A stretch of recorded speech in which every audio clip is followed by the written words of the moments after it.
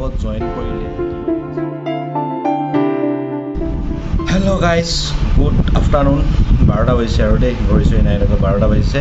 তো এতিয়া ভিডিঅ' এটা আৰম্ভ কৰিব লৈছোঁ।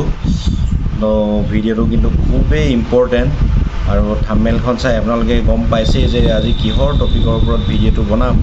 গতিকে এষাৰ কথা নকওঁৱে চাগে, প্ৰথমৰ পৰা শেষলৈকে চাব। আৰু মই যিটো ভিডিঅ' বনাম আপোনালোকে মানে বেলেগ ভিডিঅ' খুচৰি নকৰিলেও হ'ব ইউটিউবত, ঠিক তেনেধৰণে মই ভিডিঅ'বিলাক বনাবলৈ চেষ্টা কৰোঁ।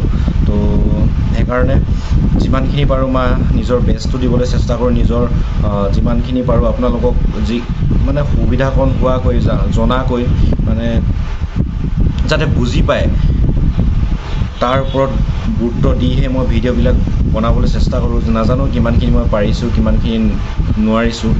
তো আপোনালোকে কমেণ্ট কৰি ক'ব যে ক'ৰবাত ভুল হ'লেও আপোনালোকে দেখাই দিব মোক যে এইটো ভুল হৈছে তোমাৰ, এইটো। তো তেনেধৰণে ক'লে মানে মোৰো ভাল লাগে। মই এনেকৈ আঙুলিটোৱে ভুলটো যদি আপোনালোকে আঙুলি টুৱাই দিয়ে তেতিয়াহ'লে মই বেয়া পাব বুলি কেতিয়াও নাভাবিব।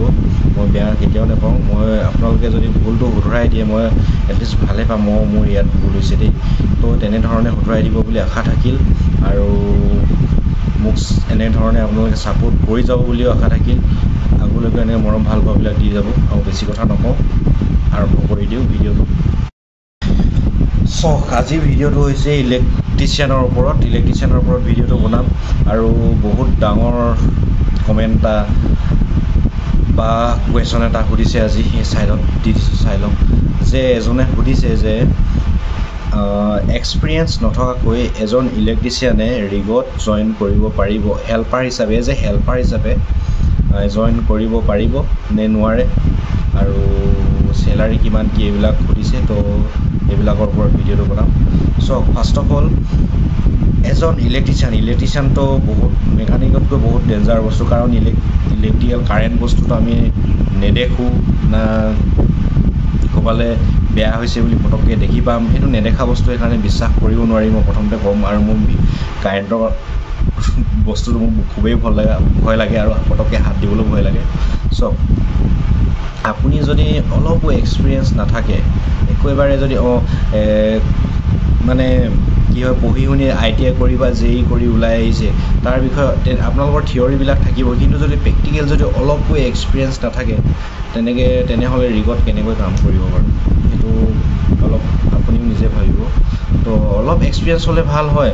কিছুমানে মানে কি হয়, ৰিগত নহ'লেও বেলেগ ইণ্ডাষ্ট্ৰিবিলাকত কাম কৰাৰ অলপ হ'লেও এক্সপিৰিয়েঞ্চ থাকিলে ভাল হয় এটা ৰিগত কাম কৰিবৰ কাৰণে, ইলেক্ট্ৰিচিয়ান হিচাপে কাম কৰিবলৈ।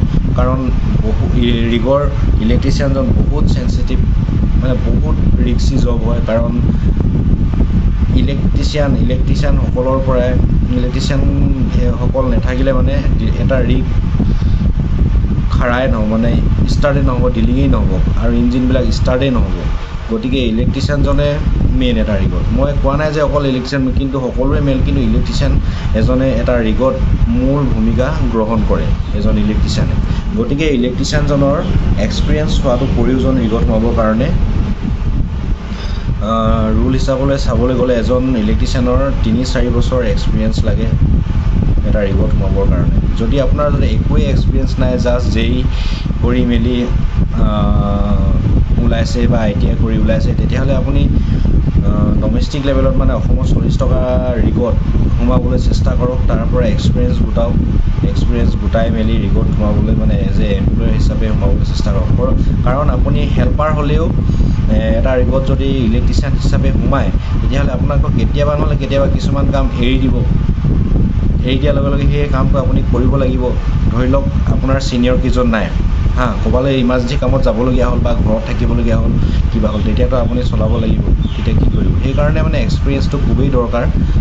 ৰিগত ইলেক্ট্ৰিচিয়ান হিচাপে কাম কৰিবলৈ হ'লে এক্সপিৰিয়েঞ্চটো প্ৰয়োজন। গতিকে আপুনি এক্সপিৰিয়েঞ্চটো গোটাই মেলি সোমোৱাটোহে মই ভাল দেখোঁ। কিছুমানে সোমায় আৰু কিবা কিবি কৰি মেলি এক্সপিৰিয়েঞ্চ, কিন্তু মই সেইটো ছাপোৰ্ট নকৰোঁ। কিন্তু এক্সপিৰিয়েঞ্চ কৰি মেলি সোমোৱাটো বেছি ভাল হয় বুলি ভাবোঁ। তো গতিকে এই টপিকটোৰ ওপৰত আপোনালোকৰ ক্লিয়াৰ হ'ল বুলি ভাবিছোঁ। গতিকে যদি ক্লিয়াৰ নাই হোৱা, কোনটো ক্লিয়াৰ হোৱা নাই সেইটোৰ ওপৰত আপোনালোকে কমেণ্ট কৰিব, তেতিয়া মই আপোনালোকক বুজাবলৈ চেষ্টা কৰিম। আগবাঢ়ো নেক্সট কমেণ্টলৈ। আৰু তেওঁলোকে সুধিছে যে এজন ইলেক্ট্ৰিচিয়ানে এজ এ হেল্পাৰ হিচাপে ৰিগত জইন কৰিলে কিমান চেলাৰী পায়। এটা ৰিগত এজন ইলেক্ট্ৰিচিয়ানে এজ এ হেল্পাৰ হিচাপে জইন কৰিলেও এজ এ হেল্পাৰ হিচাপে জইন কৰিলেও নাই বুলি ক'বলৈ তেওঁ 20,000-ৰ পৰা 21,000 এনেকৈ চেলাৰী পায়। কিছুমানত বেছিও হ'ব পাৰে, কিছুমানত কমো হ'ব পাৰে, সঠিকটো ক'ব নোৱাৰোঁ। আপোনালোকক আগৰ পৰাই কৈ আছোঁ যে প্ৰাইভেট ৰিগবিলাকত কিছুমানত 500 টকা 1000 টকা ডিফাৰেঞ্চ কিছুমানত থাকেই আৰু তো ঠিক তেনেকুৱা ধৰণে তো এজন ইলেক্ট্ৰিচিয়ানৰ চেলাৰী সিমানখিনি হয়, তাৰ পৰা ষ্টাৰ্ট হৈ গৈ থাকে আৰু তো টপিককেইটা বুজি পাইছে বুলি ভাবিছোঁ। যদিও বুজি নাইপোৱা আকৌ কমেণ্ট কৰিব, আকৌ মই ভিডিঅ'ৰ যোগেদি আপোনালোকক বুজাবলৈ বা ক'বলৈ চেষ্টা কৰিম।